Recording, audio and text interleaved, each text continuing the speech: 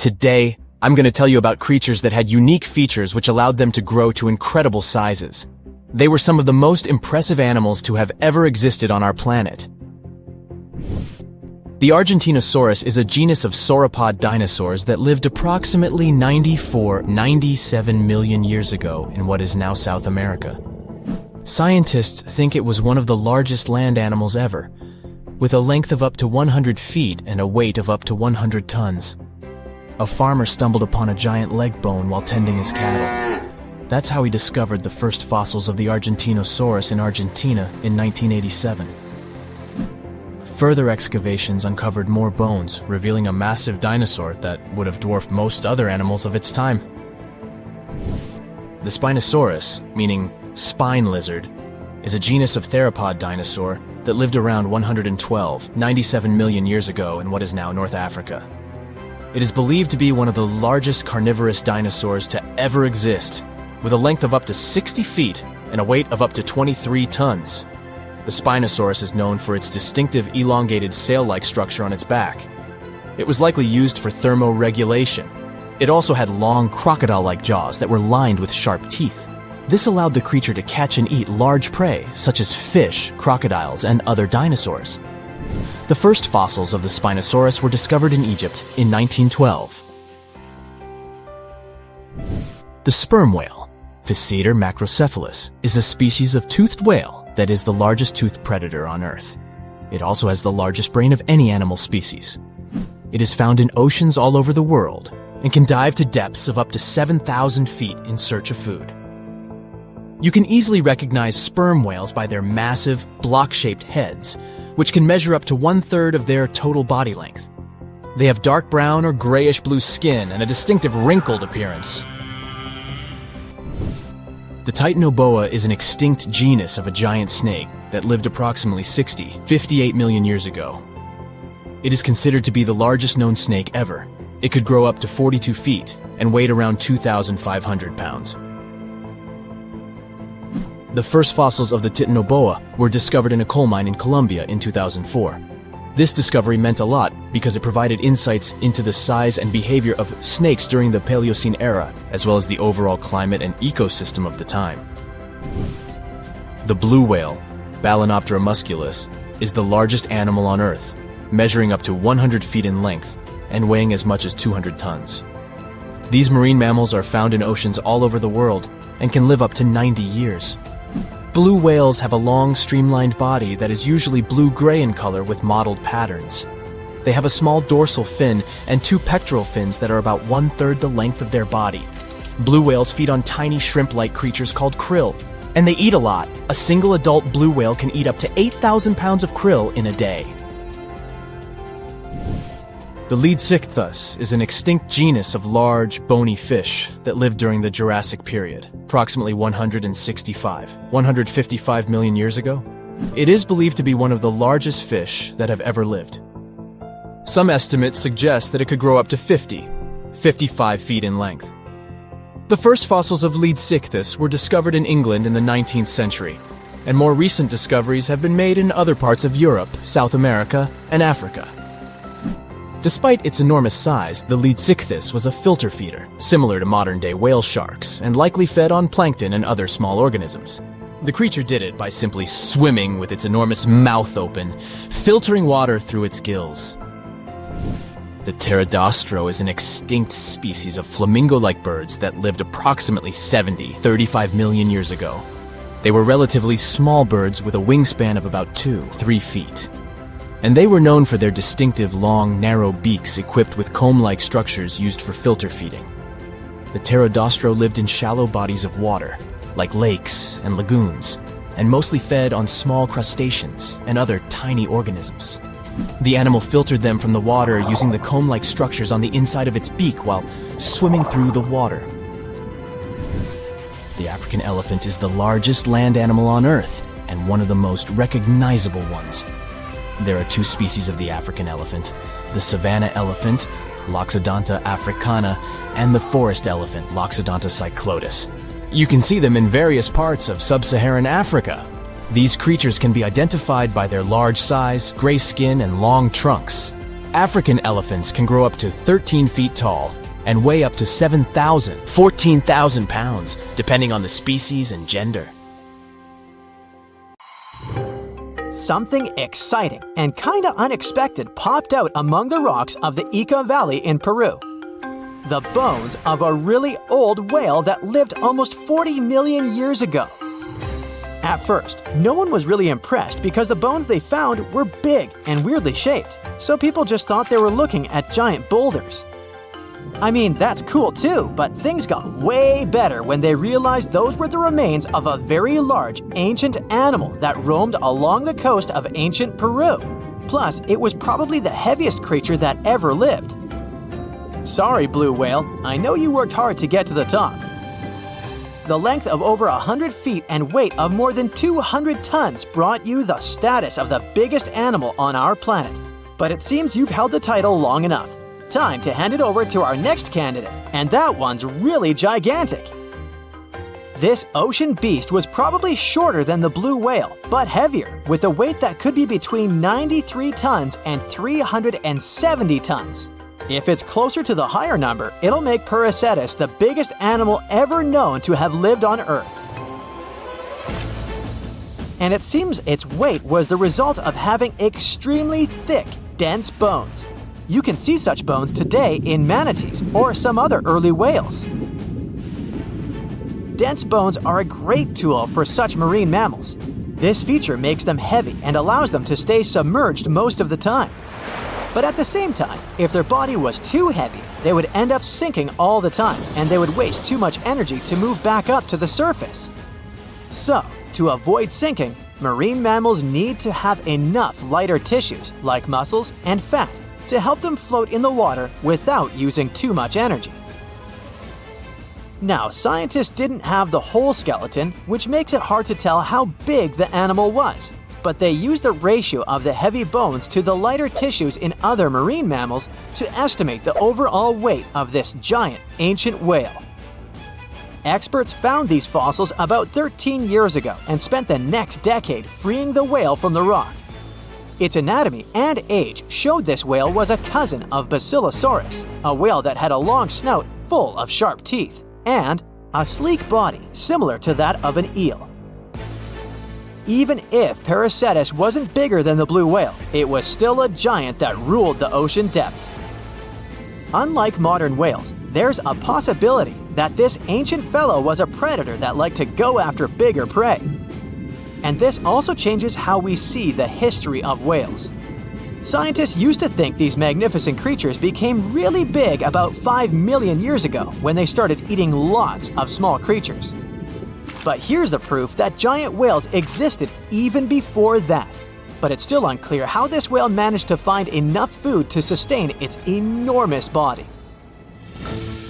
Plus, it's still hard to tell what exactly this ancient creature had on its menu. It was pretty large and not such a fast swimmer, so it's possible it searched for food in shallow waters. Then it probably ate crustaceans, clams, or some other small animals hiding in the sand. One theory says it was a scavenger, which basically means it munched on remains of everything that would come its way. It's not so unusual to find marine animals in deserts. Many of these regions used to be covered with water anyway. The Sahara in Africa is a perfect example. About 50 to 100 million years ago, this was not a dry desert, but a shallow saltwater body called the Trans-Saharan Seaway.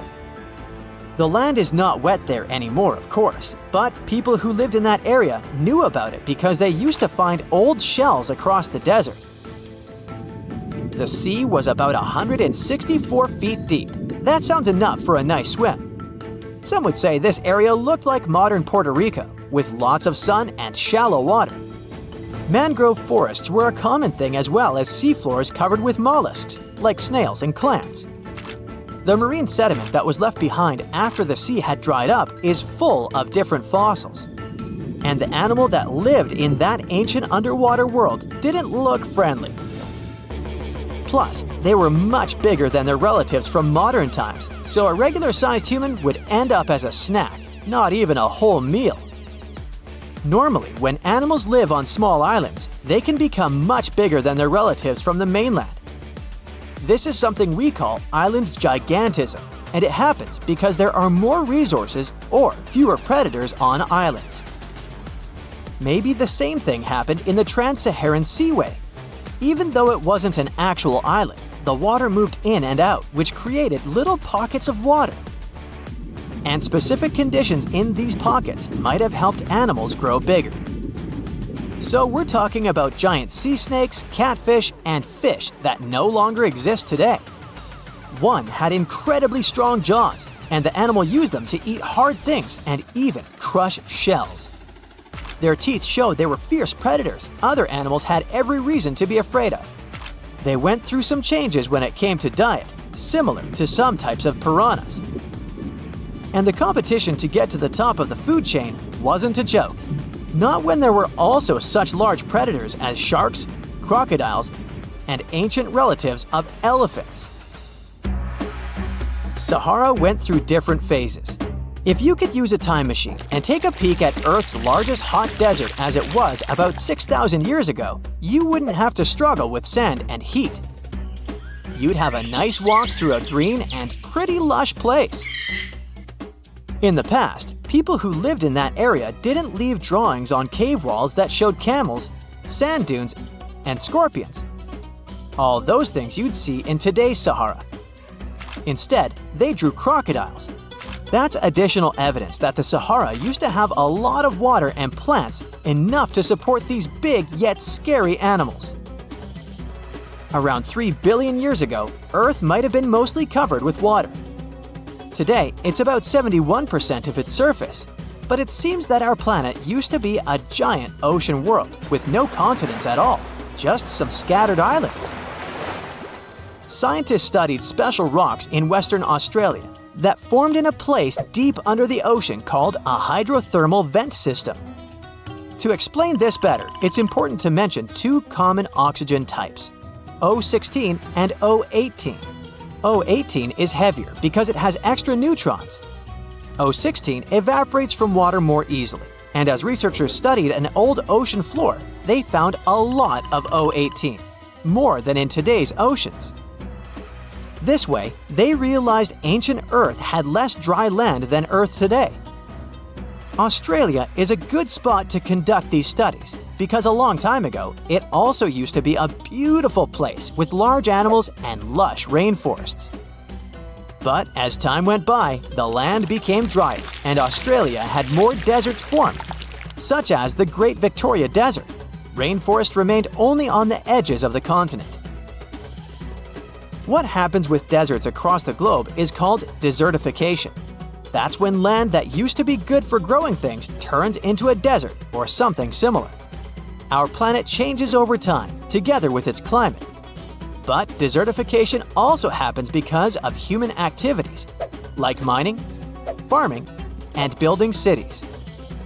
And when land turns into a desert, it's a problem because it can't support people and animals anymore. Food doesn't grow there. There's not enough clean water, and animals lose their homes.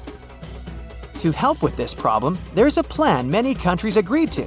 They decided to work with farmers to take care of the land, fix damaged areas, and manage water better.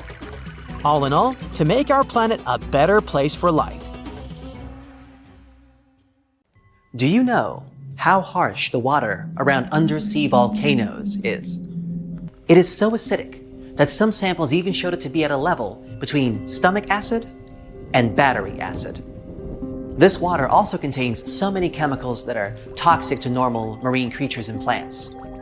And yet, some species have found a way to live near or inside hydrothermal vents, like this special type of shrimp. This mysterious creature from the dark depths of the ocean has adapted to grazing bacterial filaments using its small claws, which are similar to garden shears. Hydrothermal vents stemming from the volcano coat the rocky surface, which means that all those creatures living down there get something to eat. In fact, undersea volcanoes provide 3 very important life-sustaining elements in those areas: minerals, hot water, and bacteria. Whenever there's an open fissure in the ocean floor, water seeps into it. Bacteria living in the crust of our planet then move in and remain in the hot water. The temperature of the water there can go up to 750 degrees. When the fissure erupts and expels the heated water, these bacteria get expelled along with it. There's something else that comes along for the ride. Many nutritious minerals that resided in the rock that has been dissolved by the super hot water. The warmth coming from the vent and the minerals sustain the bacteria and give them the perfect chance to multiply. In many cases, the first sign of life around an underwater volcano is a thick coating of bacteria. The bacteria develop stable colonies, which is why other deep-sea creatures that inhabit these dark areas use them as food, like these shrimp. They are trying to eat that fast-growing bacteria and at the same time do their best to avoid the hazards of all the volcanic eruptions. The waters surrounding undersea volcanoes are usually too acidic and hot for humans to dive to, even when there is no lava, ash, or steam spewing from the craters. But when a group of researchers took adequate equipment and finally managed to leave their camera in the hot acidic waters for an hour, they had no idea that they were going to find... Are those sharks? They were hiding in the deep, orange, murky waters around the Solomon Islands submerged Cavachi. Different shark species, including hammerheads, scalloped hammerheads, and reef sharks. The story gets even better when you realize Cavachi is an active volcano with pretty common eruptions. Apparently, submarine boiling lava and underwater explosions don't scare those sharks at all. It's their home, where they feel safe and comfortable. They must have done a great job evolving into this harsh environment over millions and millions of years. So now they can swim through steam and lava without any issue. One of the reasons could be the special pores that they have near their snouts. One of these theories even says if these pores allow sharks to sense changes in the magnetic field of our planet. And sharks need that information for homing and migration, but that also means that they can detect cyclones and hurricanes, thus able to skillfully avoid them and similar dangerous situations in time. Back then, scientists also discovered a sleeper shark about 12 miles from the volcano. It's a specific type of shark that usually lives in the northern Atlantic and Pacific, or in some cases even further south near Antarctica in Australia. Alright, now let's check out this unusual worm. Don't let its rainbow glow fool you. This mysterious creature is actually a scary predator, with jaws you usually see in horror movies. This creep lives 3,900 feet deep, down in the muddy seafloor near northern New Zealand. A team of researchers took a 3-week expedition throughout deep-sea areas in the volcano-rich Kermadec Ridge. This enormous area included 3,800 square miles of canyons, continental slopes, mountains, and hydrothermal vents, parts where undersea volcanoes release gases and hot water.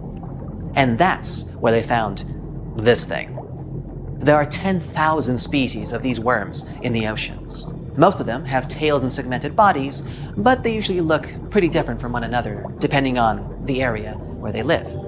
There is also a tube worm, which we also call the Pompeii worm. This type lives in hydrothermal vents deep down on the ocean floor. The temperature down there sometimes goes over 140 degrees. Up next, we got a snaggletooth dragonfish. A team of researchers found these tiny critters in underwater volcanoes near the coast of Sydney. It's a black fish with translucent fangs that looks way scarier than most fish you'd see close to the surface because it lives in warm, acidic water near undersea volcanoes. Humans rarely get to see these deep-sea fish. Alright, how about a lobster? The Uroptychus squat lobster lives in depths of up to 4,600 feet, mostly somewhere around deep-sea coral. They're called squat lobsters because they look similar to true lobsters, but are flattened in shape from the top and bottom. They don't go around carrying their shell with them, but their carapace is flexible and soft enough so they can squeeze their body into small crevices. When they do this, they leave their long, sharp claws exposed so they can keep unwanted visitors away. It's hard and dangerous to directly go into dark ocean depths and study underwater volcanoes, so researchers came up with a new way to do it. They study deep-sea coral. As they develop, the skeletons of black corals contain a record of the noble gases in seawater. This helps scientists collect information on volcanic activity near these corals. Check out these unusual yellowish creatures known as snake stars. Researchers saw them on an undersea peak at a depth of 4,000 feet. They spend most of their time wrapped around coral branches. That's where they can easily capture food particles from the perches around them. Volcanic vents themselves hide some very pretty unusual creatures, such as these small hairy red-eyed crabs too. They live among rocks on the summit of seamounts in dark depths of up to 3,000 feet. There are crabs that live even deeper than that, 1.5 miles, on the ocean floor near Antarctica. They got their nickname Hoth crabs because of their hairy chest and are part of a lost world of deep-sea creatures that live around volcanic vents at great depths. Big male Hoth crabs spend most of their time highest on the mineral spires of the vents. That's actually the closest to the hot fluids that go out of them, where smaller male crabs live at the base of the mineral spires. After they get together, females crawl away, looking for the warm fluids that seep from the sea floor. They are rich in minerals, but they can be toxic to their young, so they need to get far away. This way, female crabs move to a safe place and hide from the potential predators, like seven-armed sea stars and big sea anemones. Wow, the cavalcade just never ends, huh? Now, these next creatures, the Galapagos snakes, don't live in undersea volcanoes, but it's still fascinating how they've managed to adjust to living on the summits of volcanoes. The Galapagos Islands have 21 volcanoes, and 13 of them are active. It's a unique area with many animal species that you won't find anywhere else on the planet. A wide variety of iguanas, tortoises, lizards, geckos, seals, birds, and sea lions, and snakes that decided to inhabit volcanoes. Also, Alaskan fur seals have been popping up in some unusual locations, like the top of a small island that forms the tip of an active undersea volcano, perhaps? Vents there spew steam, mud, and sulfurous gases. Their surface is covered with huge rocks that exploded out of the vent a couple years ago. This place doesn't look that hospitable, but northern fur seals obviously wouldn't agree. Maybe because there's so much food around this island, like squid and northern smooth tongue, a deep water fish. Because of the ease with which they can gather food, it's much easier for them to take care of their young. And check out this giant woolly rat. It lives in the rainforest that surround the extinct volcano called Mount Basavi. Its crater is 2.5 miles wide. There are high walls around the volcano, and at first glance it seems like nothing interesting has been going on here, except for some unusual creatures, like this large fluffy animal that kind of looks more like a beaver than a regular rat. It's 32 inches long from nose to tail and weighs 3.5 pounds, and is one of the largest rats in the world. They have a silver-gray coat, and researchers think that they build their nests underground. These rats eat roots and leaves. This extinct volcano is in New Guinea, which is known for its over 70 species of mice and rats. So these woolly rats have obviously adjusted through generations and evolved to live in these unpleasant conditions. Want to high-five a sea creature? Well, put your hand up for the Tasmanian red handfish. This fish doesn't swim like a fish. It walks. It uses its flipper-like hands to stroll around on the ocean floor. These bottom walkers are disturbed by swimmers and boats a lot. Some people even want to take them home as pets. I think it's better to just give them a wave and swim on by. The vampire squid.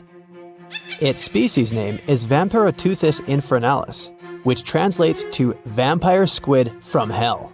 Oh yes, this vampire squid means to terrify everyone with its name, its dark red color, its spikes at the bottom, and the scary fact that it can basically turn itself inside out. The vampire squid loves putting on a good show, but it's as harmless as a kitten is to humans. It's as if Dracula scared the pants off you, but he didn't have blood-sucking fangs.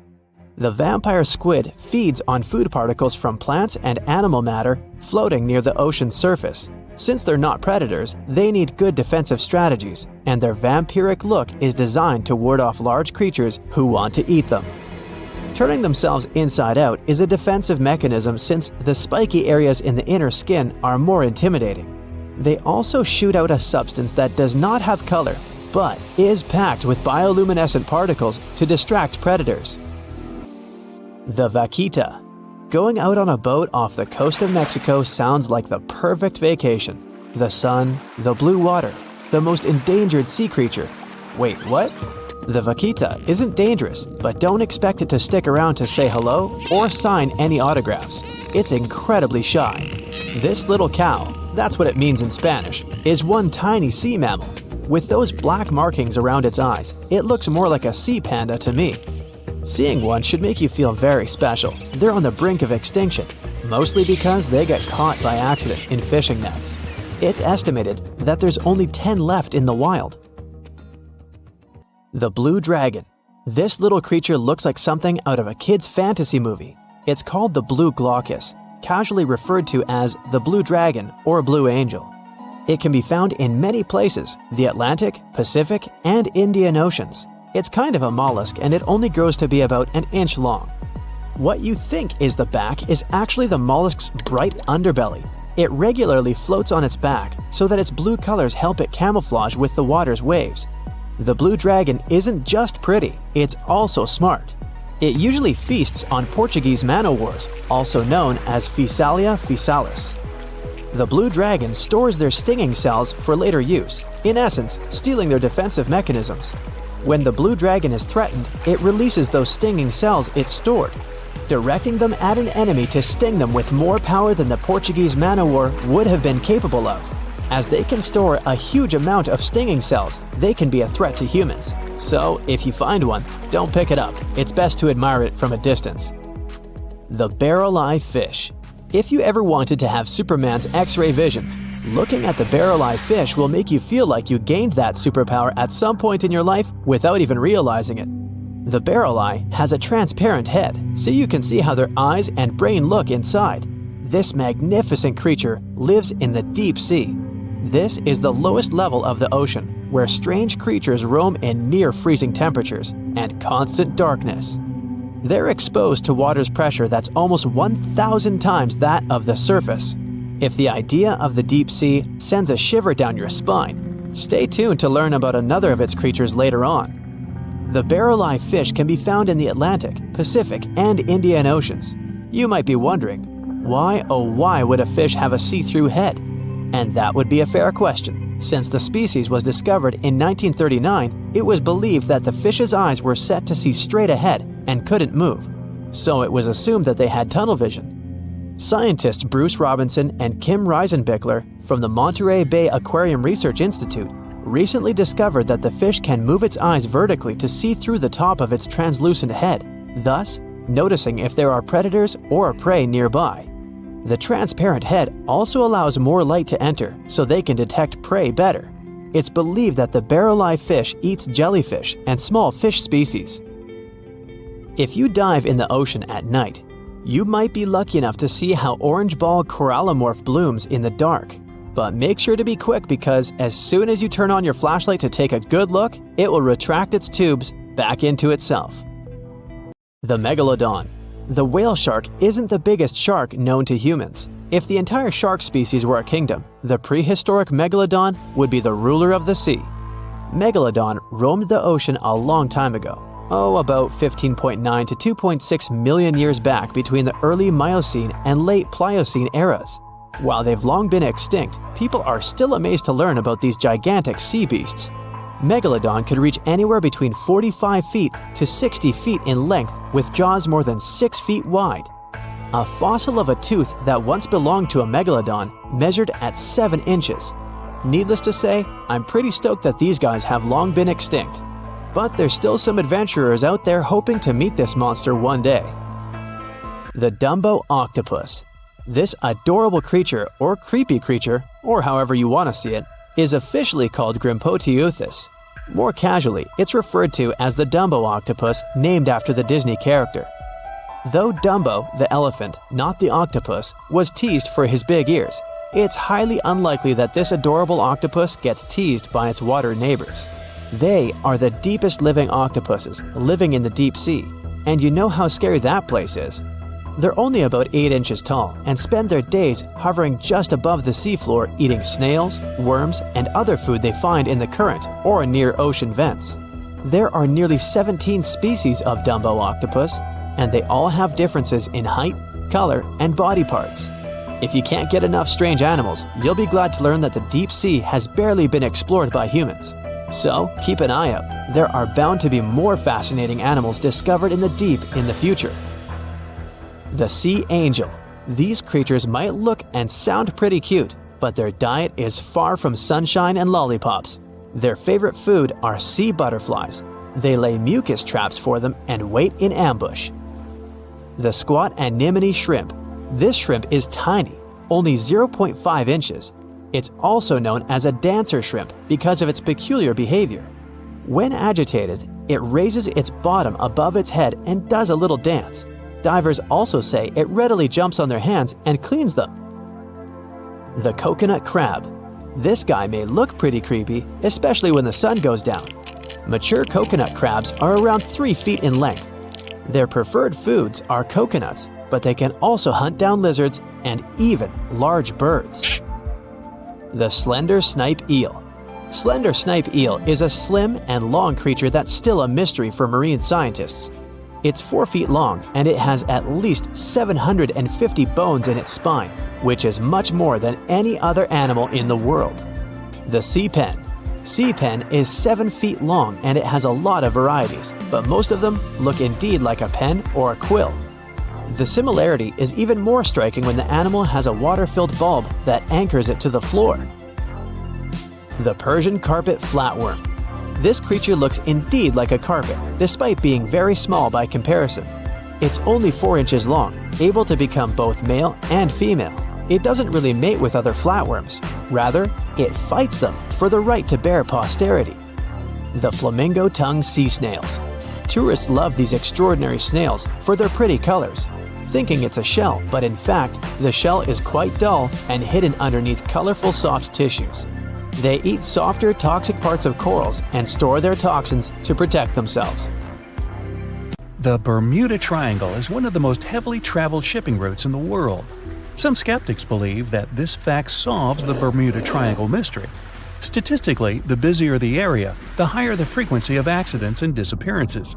While this makes sense, it's not the frequency of disappearances that's responsible for the mystery of the Bermuda Triangle. It's the lack of explanation or wreckage found.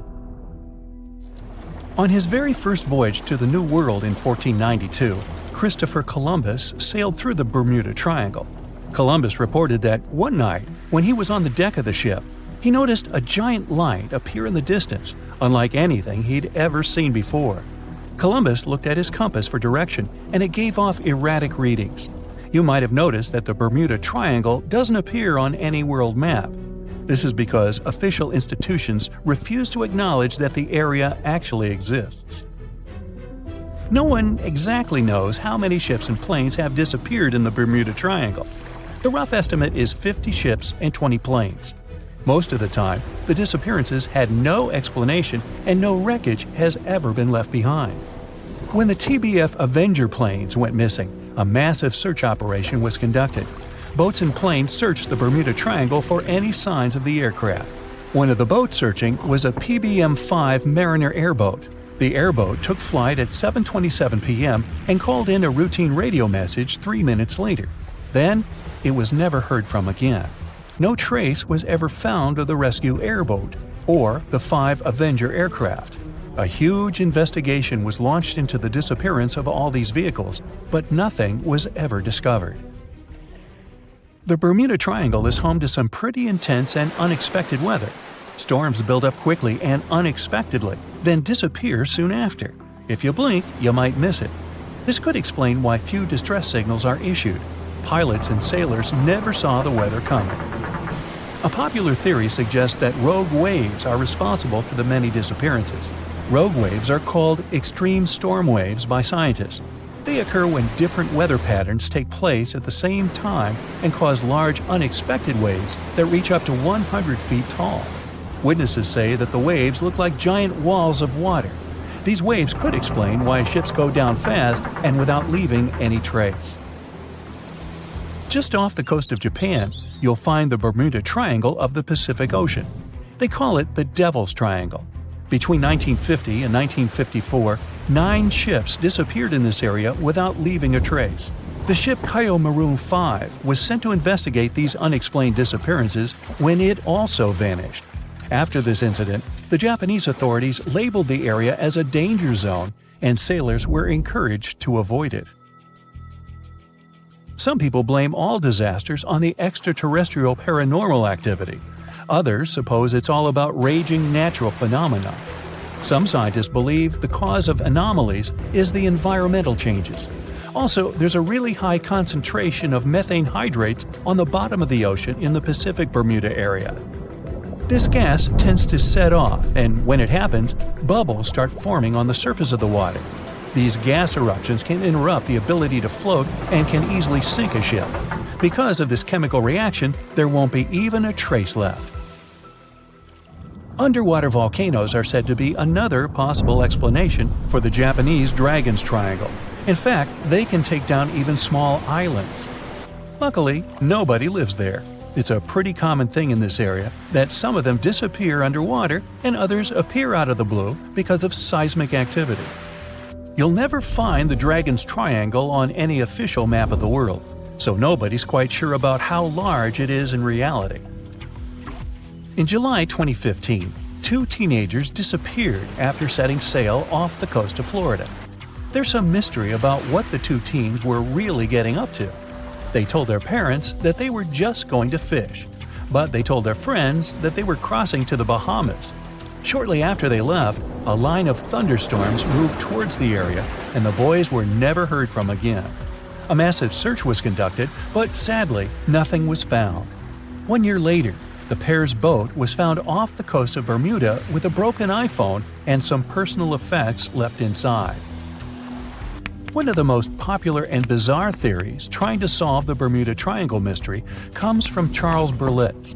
He insists that the area is home to the lost city of Atlantis. The missing ships and planes and malfunctioning equipment, according to him, were all caused by rays of energy let out by the special energy crystals that power Atlantis. While this sounds silly, Berlitz's theory was convincing enough that over 20 million people bought his book worldwide. Previously, the compass wouldn't work well in the Bermuda Triangle since the lines of the 2 poles coincided here, true north and magnetic north. But if you fall into this line, your compass will behave strangely. But the magnetic north is constantly shifting, and now it's far beyond the triangle. No legend says pirates of the last centuries operate in the Bermuda Triangle, or that the Flying Dutchman makes other ships disappear. A popular theory is that ships travel to the distant past or future through a time portal in the Bermuda Triangle. Fortunately, these are all myths. Just imagine hundreds of giant tentacles reaching out to a group of ships sailing through the Bermuda Triangle. In the past centuries, they could easily sink an entire fleet, since the ships were made of wood and were lighter. Squids wrapped decks with their strong tentacles, made holes in the ship's hulls with their sharp beaks. Toothy suction cups could break the masts and tear the sails. The water was filling the holds and slowly rising to the deck. The ship sank in a matter of minutes. Survivors reached the shore and told everyone about huge monsters. This is how the legends of the Kraken appeared. Fortunately, now people have sonars and equipment for monitoring the sea space. They say the main reason why this place is so enigmatic must be the magnetic fields that form this ominous triangle. Ocean floor is made of rocks containing a lot of magnetite. It's more like iron. Magnetic fields react to the high concentration of magnetite on the ocean floor, which may start a sort of conflict between the two. It can often lead to various weather anomalies and, as a result, navigation issues. And naturally, any changes in the ocean floor or the Earth's magnetic fields influence the Bermuda Triangle a lot. Magnetic fields tend to shift their position, so do tectonic plates and even the continents, even though we never notice it. The skies are usually very clear there, but back in 1883, some people witnessed abnormal things in the area. Some claim to have seen large blocks of ice falling from the skies, and the crew even managed to save one as hard proof. Seems like the Bermuda Triangle has an alternate not only on Earth, but even in space. Spacecraft usually don't disappear into thin air, though, like there's no air. This anomalous area is really large and stretches right above the South Atlantic. It occupies the area from Chile to Zimbabwe and sits right at the point where Van Allen radiation belts are the closest to the surface of our planet. The Earth has two such belts, which come in handy trapping the particles that shoot in from the Sun. They do a great job protecting the Earth from radiation.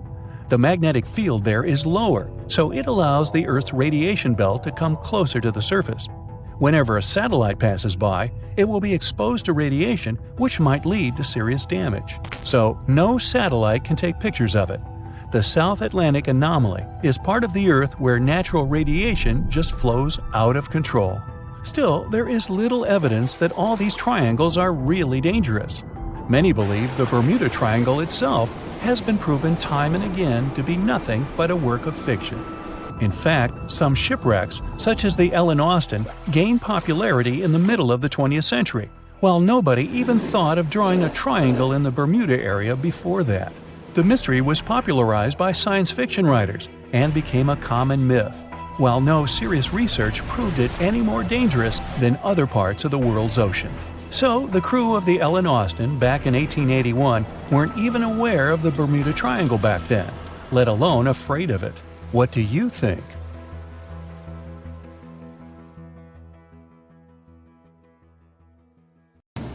Think you know what lurks in the depths of the ocean?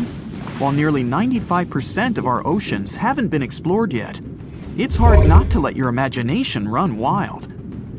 But thanks to brave explorers, deep-sea cameras, and awesome archaeologists, we do know about some pretty incredible sea creatures living in our waters today, and millions of years ago. From the 9-foot spider crab to the 60-foot prehistoric Megalodon, these sea dwellers come in all shapes and sizes.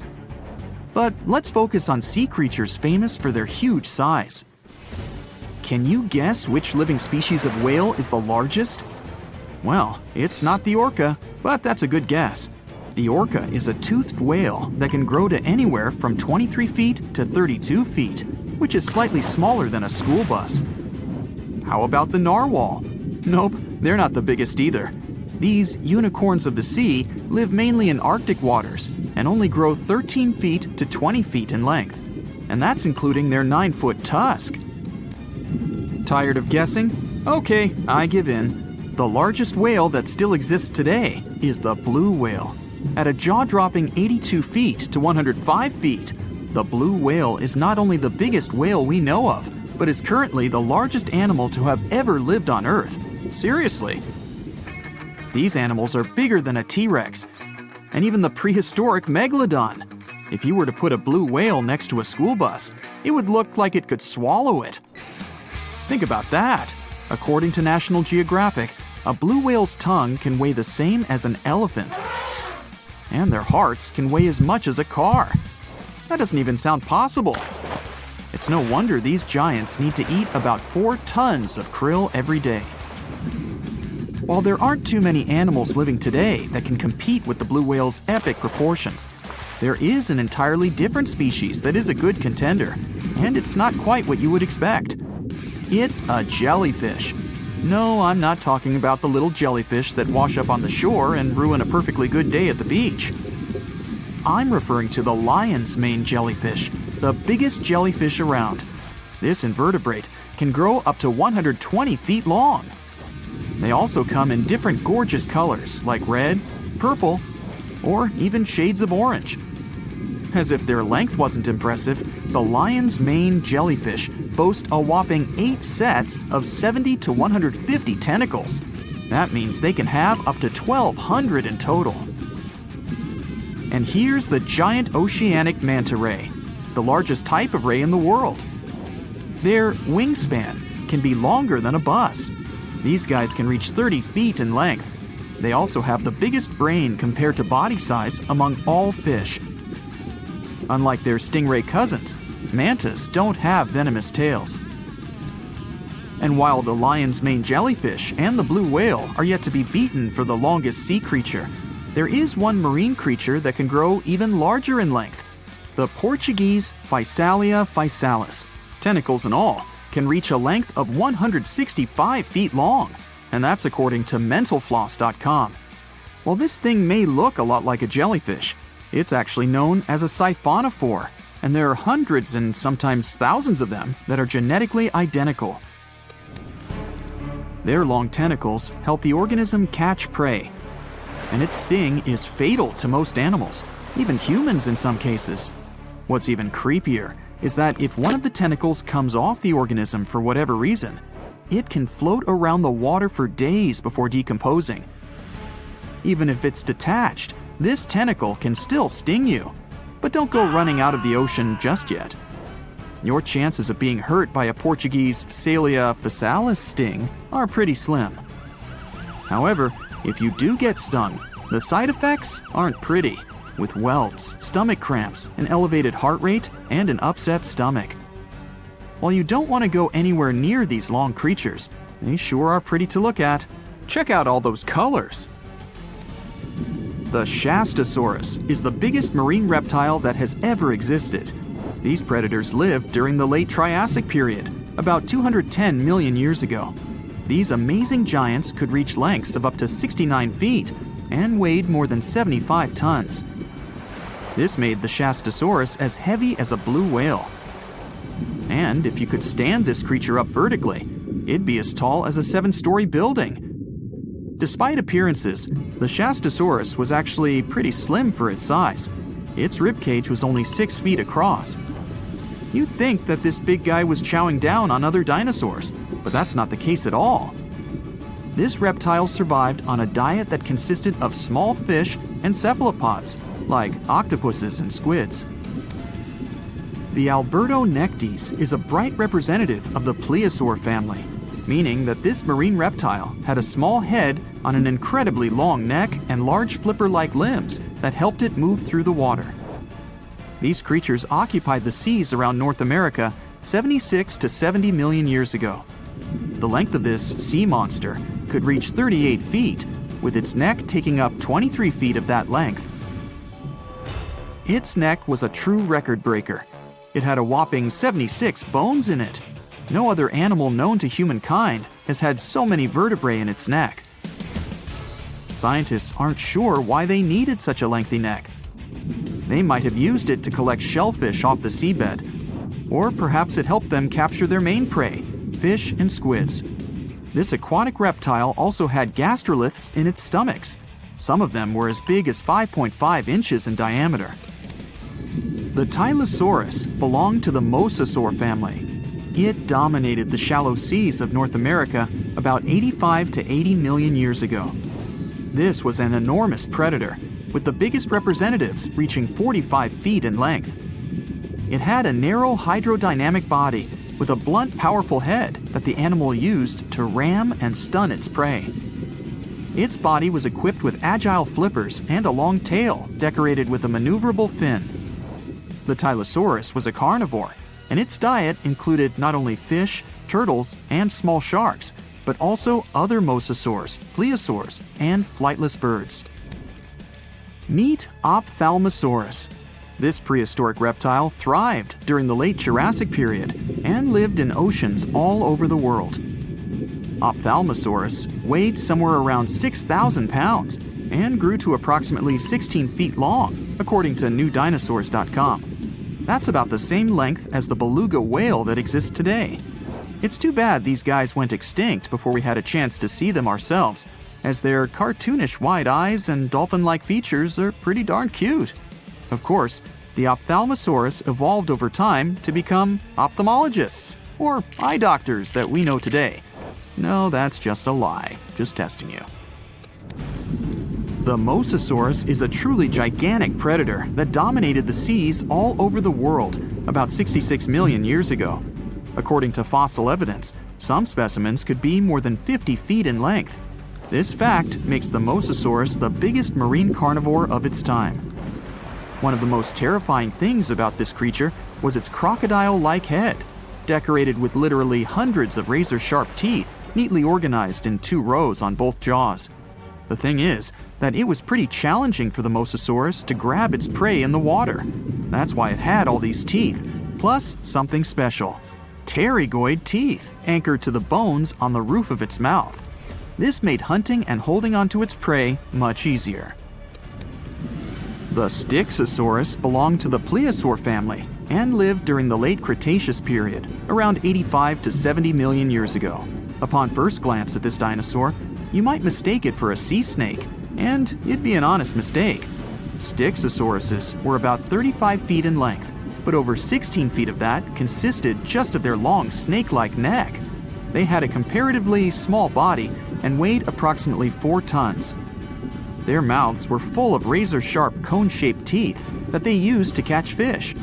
They didn't need to chew their prey, thanks to the 200 small stones called gastroliths in their bellies that probably aided in digestion. At the same time, some scientists believe that the Stixosaurus used these stones to sink to the ocean bottom in search of particular types of fish. Looks kind of like Nessie to me. It looks like a prehistoric creature that came from the time of dinosaurs. This scary beast is called the basking shark. It can grow up to 39 feet. People have only reported 3 of them in the past 160 years. The last sighting was in 2015, and before that, about 80 years ago.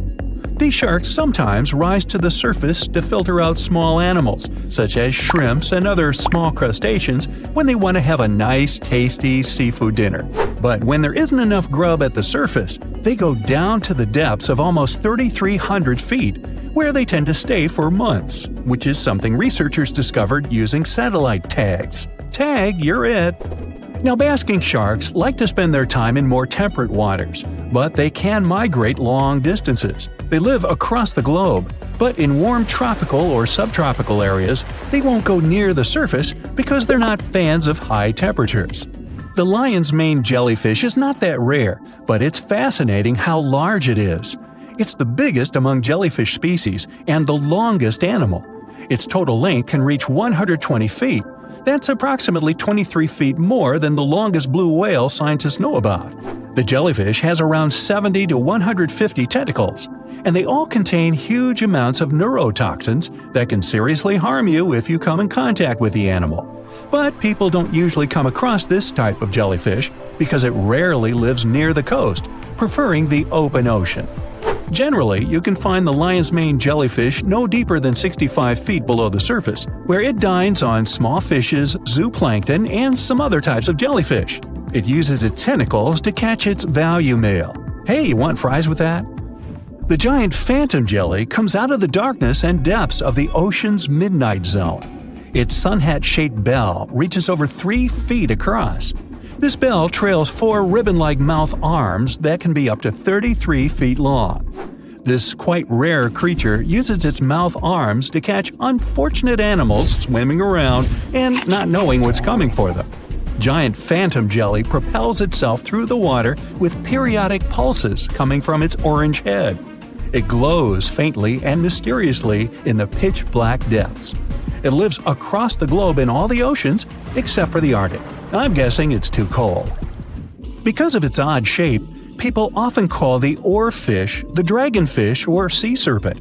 It's about 26 feet long, which makes it the longest bony fish we know about, and lives at depths of 3,300 feet. Oarfish spend most of their time in the deep, dark parts of the open ocean in tropical and subtropical areas.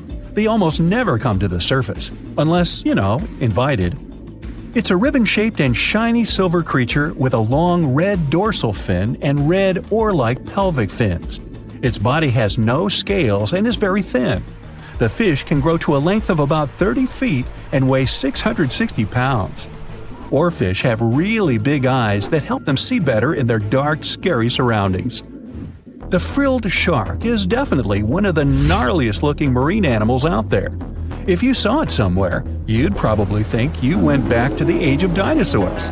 Yup, the frilled shark is a prehistoric creature because its roots go back 80 million years. This living fossil can grow to be 7 feet long. It got its name from its frilly gills. Even though frilled sharks have the shark part in their name, they swim similar to an eel in a distinctly serpentine way. Its mouth is terrifying. Similar to the maw of the great white shark, it has 300 trident-shaped teeth lined in 25 rows. Hey, come a little closer, huh?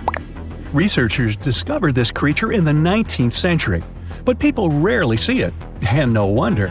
It usually lives at depths of between 390 and 4,200 feet. Most of the time, the frilled shark feeds on squid, swallowing them whole. Its long jaws allowed the frilled shark to gape extra wide and swallow animals half as long as its entire body. Goblin sharks are very rare. Researchers have spotted fewer than 50 of them in more than 120 years. But maybe that's for the best, since we're talking about a pretty scary fella with a narrow snout and sharp teeth. It's also capable of thrusting its entire jaw outward when it wants to catch something. Sounds familiar. As it's lurking through the dark depths of the ocean, a goblin shark sees a small squid that looks quite yummy. The dangerous animal inches toward the squid. When the poor creature notices the predator, it tries to dart away, but it's too late. The shark has already thrust its jaw the whole 3 inches out of its mouth. This jaw is connected to the flaps of skin the shark can unfold. This helps a lot because the goblin shark is a sluggish animal, so it's pretty hard for it to chase its food. After finishing its lunch, the goblin shark puts its jaw back in its mouth and swims away as if nothing's happened. Goblin sharks mostly live at the bottom of the ocean. Like many other shark species, they prefer swimming alone. Here's a silver-colored creature with very rough skin. That's the ocean sunfish, with a total length of almost 11 feet. Its other name is mola. The ocean sunfish is the heaviest of all bony fish out there. People sometimes call it a swimming head because of its bizarre appearance.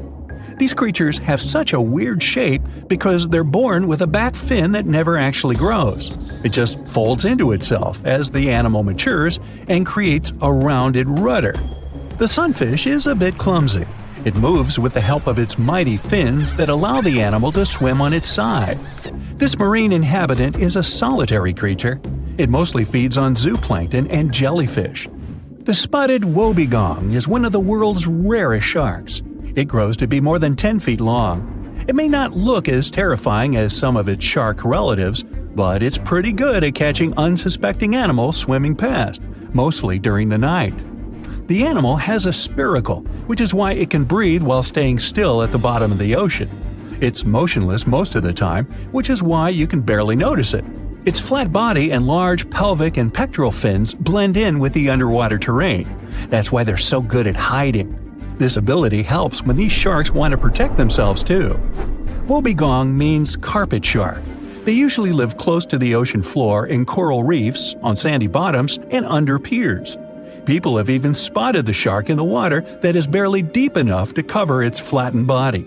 Now, blobfish lack teeth and bones, so they can't actively hunt.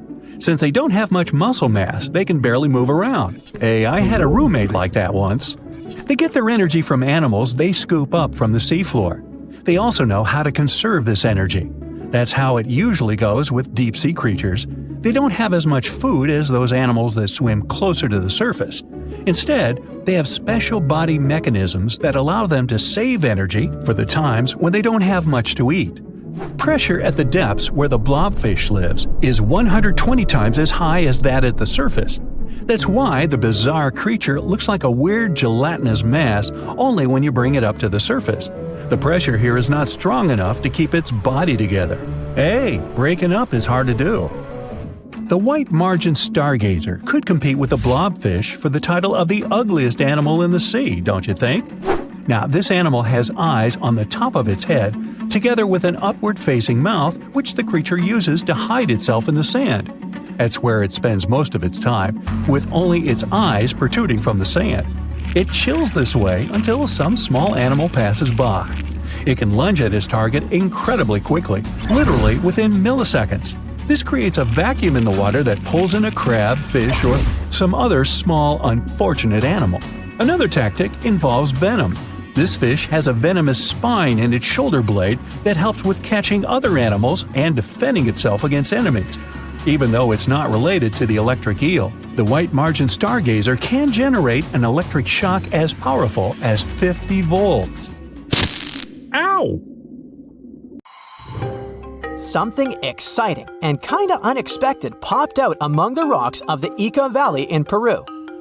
The bones of a really old whale that lived almost 40 million years ago.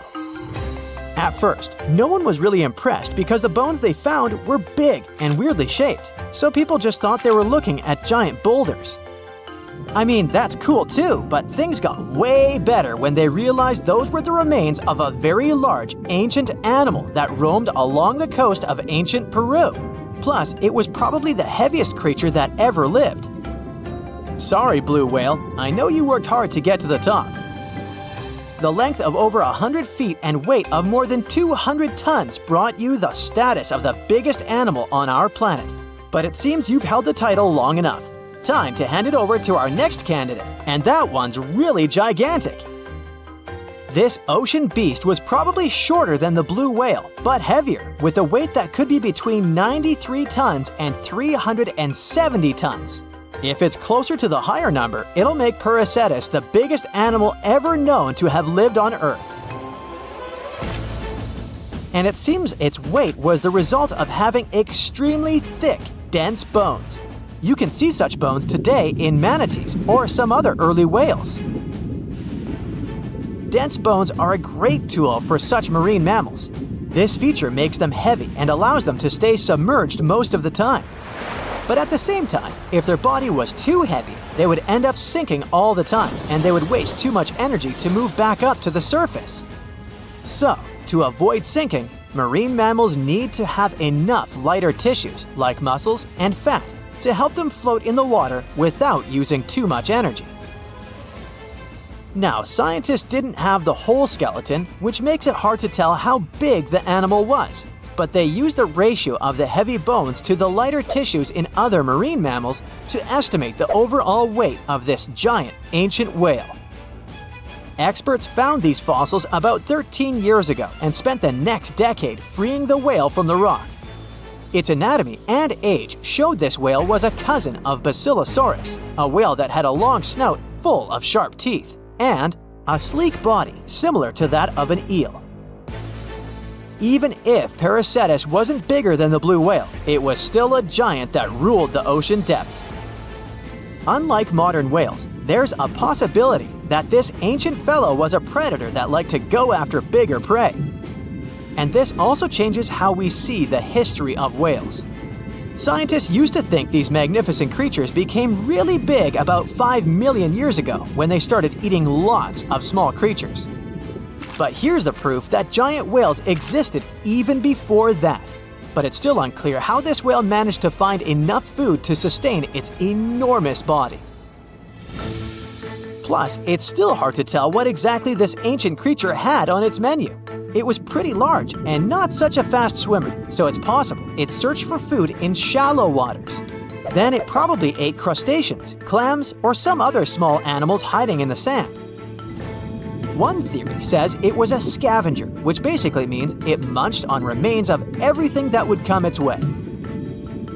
It's not so unusual to find marine animals in deserts. Many of these regions used to be covered with water anyway. The Sahara in Africa is a perfect example. About 50 to 100 million years ago, this was not a dry desert, but a shallow saltwater body called the Trans-Saharan Seaway. The land is not wet there anymore, of course, but people who lived in that area knew about it because they used to find old shells across the desert. The sea was about 164 feet deep. That sounds enough for a nice swim.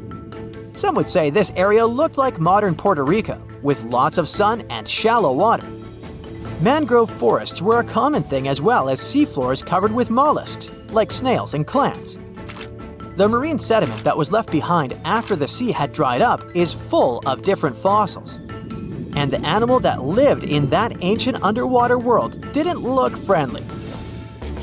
Plus, they were much bigger than their relatives from modern times, so a regular-sized human would end up as a snack, not even a whole meal. Normally, when animals live on small islands, they can become much bigger than their relatives from the mainland. This is something we call island gigantism, and it happens because there are more resources or fewer predators on islands. Maybe the same thing happened in the Trans-Saharan Seaway. Even though it wasn't an actual island, the water moved in and out, which created little pockets of water. And specific conditions in these pockets might have helped animals grow bigger. So we're talking about giant sea snakes, catfish, and fish that no longer exist today. One had incredibly strong jaws, and the animal used them to eat hard things and even crush shells. Their teeth showed they were fierce predators other animals had every reason to be afraid of. They went through some changes when it came to diet, similar to some types of piranhas. And the competition to get to the top of the food chain wasn't a joke. Not when there were also such large predators as sharks, crocodiles, and ancient relatives of elephants. Sahara went through different phases. If you could use a time machine and take a peek at Earth's largest hot desert as it was about 6,000 years ago, you wouldn't have to struggle with sand and heat. You'd have a nice walk through a green and pretty lush place. In the past, people who lived in that area didn't leave drawings on cave walls that showed camels, sand dunes, and scorpions. All those things you'd see in today's Sahara. Instead, they drew crocodiles. That's additional evidence that the Sahara used to have a lot of water and plants enough to support these big yet scary animals. Around 3 billion years ago, Earth might have been mostly covered with water. Today, it's about 71% of its surface, but it seems that our planet used to be a giant ocean world with no continents at all, just some scattered islands. Scientists studied special rocks in Western Australia that formed in a place deep under the ocean called a hydrothermal vent system. To explain this better, it's important to mention two common oxygen types, O16 and O18. O18 is heavier because it has extra neutrons. O16 evaporates from water more easily, and as researchers studied an old ocean floor, they found a lot of O18, more than in today's oceans. This way, they realized ancient Earth had less dry land than Earth today. Australia is a good spot to conduct these studies because a long time ago, it also used to be a beautiful place with large animals and lush rainforests. But as time went by, the land became drier and Australia had more deserts formed, such as the Great Victoria Desert. Rainforest remained only on the edges of the continent. What happens with deserts across the globe is called desertification. That's when land that used to be good for growing things turns into a desert or something similar. Our planet changes over time, together with its climate. But desertification also happens because of human activities, like mining, farming, and building cities. And when land turns into a desert, it's a problem because it can't support people and animals anymore. Food doesn't grow there. There's not enough clean water, and animals lose their homes. To help with this problem, there's a plan many countries agreed to. They decided to work with farmers to take care of the land, fix damaged areas, and manage water better. All in all, to make our planet a better place for life.